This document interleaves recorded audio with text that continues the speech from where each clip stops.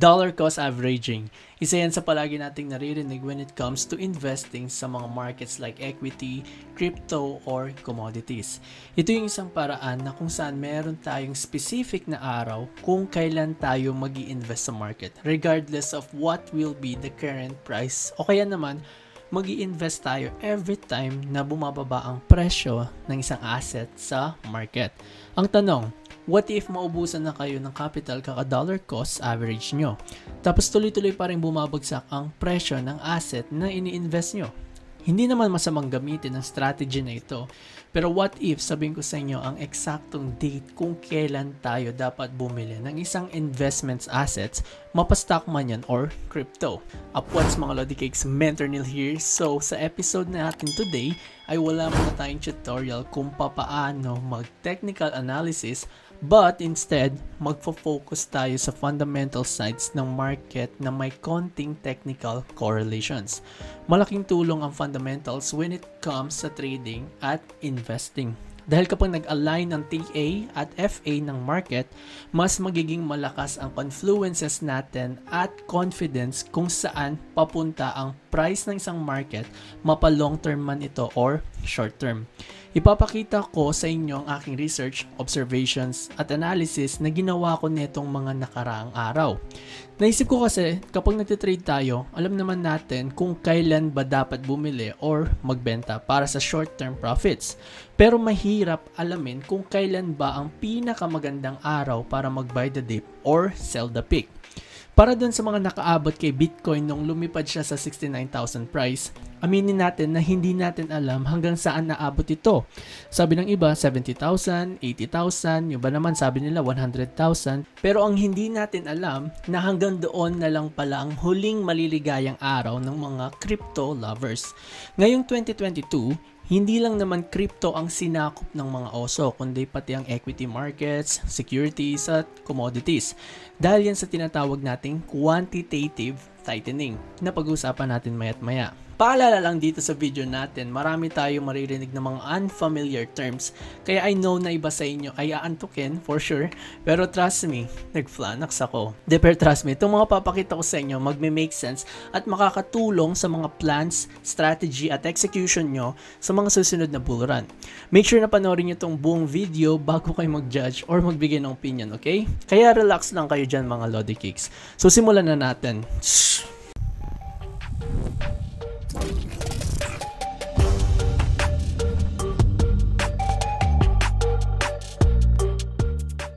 Kapag umabot ang isang asset sa kanilang all-time high, it means nabasag ang mga kanilang resistance or supply area. At kapag umabot na ito sa mga all-time high nila, wala na tayong mga resistance or ceiling na pagbabasehan kung saan ito magre-reverse. So anong mangyayari? Ang iba ay magbebenta at tatanggapin na nila ang mga profits na nakuha nila, which is the best way pagdating sa mga investment strategy. Pero what if lumipad dito ng sobrang taas? Magsisisi ka ba? Kasi marami ang mafo-FOMO dito at for sure, isa na kayo doon.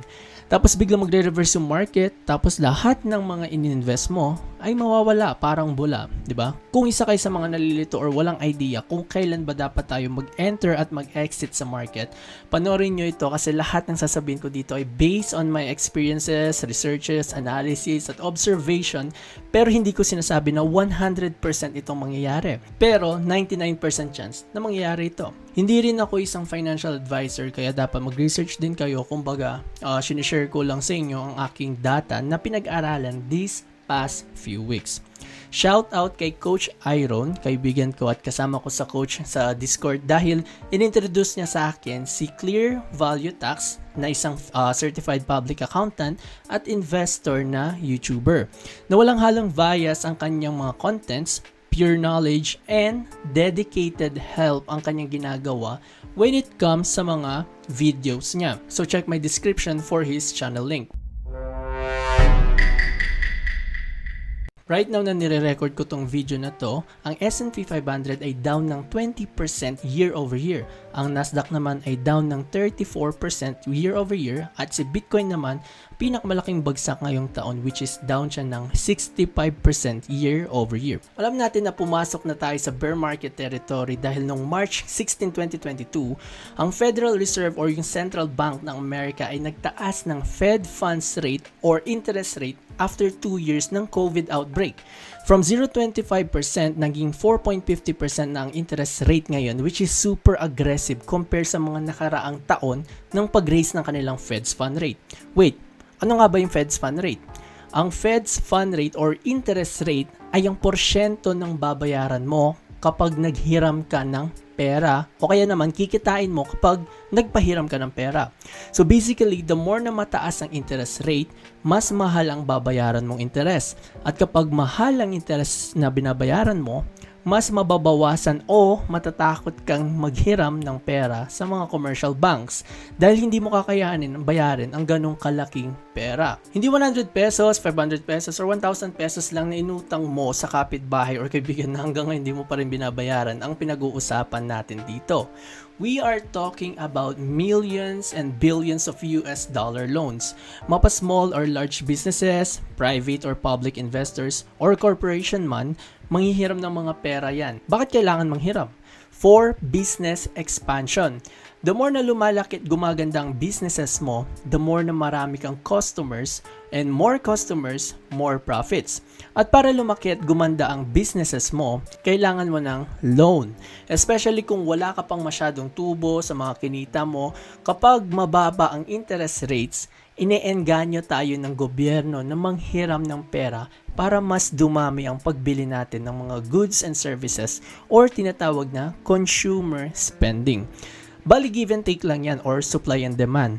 During COVID, mababa ang interest rates natin dahil takot ang mga tao na lumabas at wala silang mga trabaho. Kaya ang government nagprint ng maraming pera para sa stimulus at mapagaan nila ang loob ng mga tao. Kaya marami ang nainganyo na mag-loan dahil sobrang baba lang ng interest rates. Pero syempre, meron din hangganan kung hanggang kailan lang ang mababang interest rate. Kasi kapag sumobrang tao sa kakahiram ng pera dahil afford nila lahat ng goods and services, mauubusan tayo ng supply. At para hindi maubusan ng supply, tataasan ng mga businesses ang kanilang mga presyo ng kanilang mga produkto. Kumbaga, more demands ang market tapos less supply, more price increase. At ito ang tinatawag nating inflation. Tumaas ang inflation natin nung naging less ang supply natin during Russia-Ukraine war, China disaster at marami pang iba. At paano labanan ng inflation? Sa pamamagitan ng pagbawas ng pera na umiikot sa ekonomiya. At ito ang tinatawag na quantitative tightening. Ang quantitative tightening or QT ay ang proseso ng pagbebenta ng mga Fed sa kanilang government bonds sa secondary markets like stock exchanges or private investors. At lahat ng mga pera na natatanggap nila ay hindi na nila ibabalik sa US dollar circulation supply para mabawasan ang liquidity sa market. At the same time, tinataasan nila ang Fed's fund rate or yung interest rate para hindi lahat ay makakapag-loan ng pera at ito ang nagre-resulta sa delay expansion at mahinang kita ng mga businesses dahil hindi lahat ng tao ay may pera. Dito na rin nagbukas ang mga trabaho after COVID lockdowns at wala na rin silang stimulus at ang resulta ng mahinang kita at maraming empleyado, tumataas ang unemployment rates dahil ang ibang empleyado or workers ay tinatanggal sa trabaho o kaya naman ay nililay off. Dahil hindi ito maganda sa ekonomiya, dito nagsipagbagsakan ang presyo ng mga assets dahil sa takot at kulang sa sales. Alam din naman natin sa sarili natin na nag-create tayo ng bubble sa market. Imagine, yung Bitcoin from $3,000, naging $69,000 siya nang walang pullback. So basically, unhealthy ito. Kaya ayun, pumutok yung bubble sa market. Dito na magsisimula ang aking mga researches. Kaya labas nyo na yung mga notes nyo para makapag-take down kayo ng mga importanteng data. Sa buong history ng US, isang beses pa lang ginawa ng federal government ang QT or yung quantitative tightening at ito ay noong 2018. Netong June 2022, nagsimula ulit ang government na mag-QT at until now, they are still selling billions worth of government bonds. Ngayon, kung titingnan natin ang mga charts noong 2018 at 2022, may similarity sila from January 2018 to January 2019. Bumagsak ang mga markets natin at the same time, nilabas ang unang QT. Pero after ng QT, lumipad ang market natin at nagkaroon ng mahabang bull run. Compare natin sa 2022. Nag-start ang ating QT noong June 2022 at ine-expect ko na matatapos ito ng June 2023 kasi inaantay ng federal government na mag-mature ang 1-year treasury bonds nila kaya ina-assume ko na aabot ito ng 1 taon. Kung mapapansin natin na bumagsak ang market bago pa lang magsimula ang QT, ano ibig sabihin nun? Nag-start kasi magtaas ng interest rates ang government after 2 years ng negative interest rates at dito naging indication ng mga tao na magmamahal na ang cost of borrowing sa mga bangko kaya mas malaking interest rates ang kanilang binabayaran. Especially if hindi naka-fix ang interest rates plan nila. Hindi lang yon. Noong February 24, 2022, nagsimulang mag-invade ang Russia sa Ukraine na nagsanhi ng fear at supply chain disruption. Marami ang natakot at nahihirapan sa mga businesses nila dahil na-ban ang Russia sa pag-exports sa iba't ibang bahagi ng mundo. Ang Russia ang may pinakamalaking fuels and energy exports sa buong mundo. Kaya kung mababawasan ang supply natin dito, halos lahat ng ginagawa ng businesses ng buong mundo, kailangan nila ng fuel and energy para mapatakbo nila ang kanilang mga mekanismo. Kaya nangyari, nagsipagtaasan ng mga presyo ng fuels and energy dahil sa taas ng demands at kakulangan sa supply. Ngayon, marami na nagsasabi na lilipad na ang market sa 2023 kasi history will repeat. Well, hindi kayo nagkakamali kasi lilipad talaga yung market sa 2023 pero history never repeats. It only rhymes. Lilipad ang market but short term only. Hindi pa ito ang long term bullish natin. Bakit naman? I-explain ko kung kailan at bakit hindi ito ang best time to hold assets. Meron tayong tinatawag na Fed pivot. From the word pivot, ito yung part na kung saan magre-reverse na ang decision ng Federal Reserve at dito na rin nagre-react ang market substantially. Meron tayong tatlong phase ng Fed pivot based kay clear value tax. Ang phase 1 ay ang slowing down, phase 2 ay ang the pause, at phase 3 ay yung cutting down. Kung pupunta kayo sa tradingview.com at o-open natin yung chart ng US interest rate or yung ticker symbol niya ay USINTR, makikita natin dito yung history ng interest rates mula noong 19 pa. Ito yung mga phase sa chart. Sinimulan ko ang data ng comparison sa stock market noong 1999 hanggang 2022. Dahil sa mga panahon na yan, nagsimula ang pag-usbong ng internet which is a massive adoption and naging essential sa ating mga buhay. Sinimulan ko naman ang data ng crypto noong 2015 dahil dito nagsimula ang mga apps sa ating smartphones na nagpagaan sa atin na mag-invest sa crypto using centralized exchanges like Coinbase, Binance at hindi na kailangan ng personal peer-to-peer. Dito rin pumutok ang pangalan ni Bitcoin at lumaki ang kanyang demands. Dati kasi speculation lang si Bitcoin at hindi inaasahan ng mga tao na lilipad ito ng sobrang taas. Ngayon, kung i-compare natin ang charts ng index funds at crypto, makikita natin na merong correlation sa mga ito sa galaw ng interest rates. Magbibigay ako ng mga few samples. Makikita natin sa comparison na every time na nagsisimulang ng tumaas ulit yung interest rates, ang market ay lumilipad pa din. At pagpasok ng phase 1 or yung slowing down, makikita natin ito kapag mas mababa na sa usual basis points ang dinadagdag ng Federal Reserve. At based sa historical price ng crypto at index funds, every time na nasa phase 1 na ang Fed, bumababa ang presyo ng mga market natin. Last time, noong December 14, 2022, official tayong pumasok sa phase 1 ng Fed pivot kasi ang usual basis points na dinadagdag ng Feds ay 75 BP pero instead, nagtaas ito ng 50 basis points lang, which is a sign na humihina na ang pagka-agresibo ng Federal Reserve hence slowing down. At 'di ba napansin natin kung paano nag-react yung market after ng phase 1, 'di ba? Bumagsak ang presyo nito. Now, based on my research, mas mahalaga ang phase 2 at phase 3 kasi meron tayong matibay na indication kung kailan ito mangyayari compare sa phase 1. Ngayon, anong inaabangan natin dito? Phase 2 will be your friend. Kasi based sa historical price, every time na nagpo-pause ang Federal Reserve sa pagtaas ng interest rate, ang market ay nagre-react ng bullishness. Ito'y tinatawag kong short-term rally na ma-experience natin ngayong 2023. Paano ko nasabi? Puwet mo nga may wasabi. Pero make sure na nagtitake notes kayo kasi lahat ng sasabihin ko dito for sure magme-make sense ito lahat. So based sa data and information from year 2000 hanggang 2019, ang phase 2 ay usually nagaganap every second half ng taon. Ito'y nakadepende kung kailan nagsimula ang pagtaas ng interest rates at ito nga, ako na nag-compute at nag-estimate para sa inyong mga Lodi Cakes, unang confluences yan. Ngayon, pangalawang confluences, ang quantitative tightening noong 2018 ay nag-last ng isang taon. Kasi hindi forever pwede magbenta or mag-QT ang Feds dahil pwede ito maging sanhi ng isang recession or depression sa ekonomiya, which is not good for both economy and markets. So kung i-assume natin na sa isang taon, umabot ang QT at nagsimula ang QT natin noong June 2022, then sa June 2023 matatapos ang QT, which is exactly second half ng 2023. Kung matatapos ang QT by that time, then meron ng reason ng Feds na i-pause ang interest rates hiking at officially tayo papasok ng phase 2. Isa pang confluences kung bakit nasasabi nating hihinto ang pagtaas ng interest rate, kung titingnan nyo from 1999 to 2018 ng stock market, dumodoble ang percentage na tinataas or maximum target ng Federal Reserve.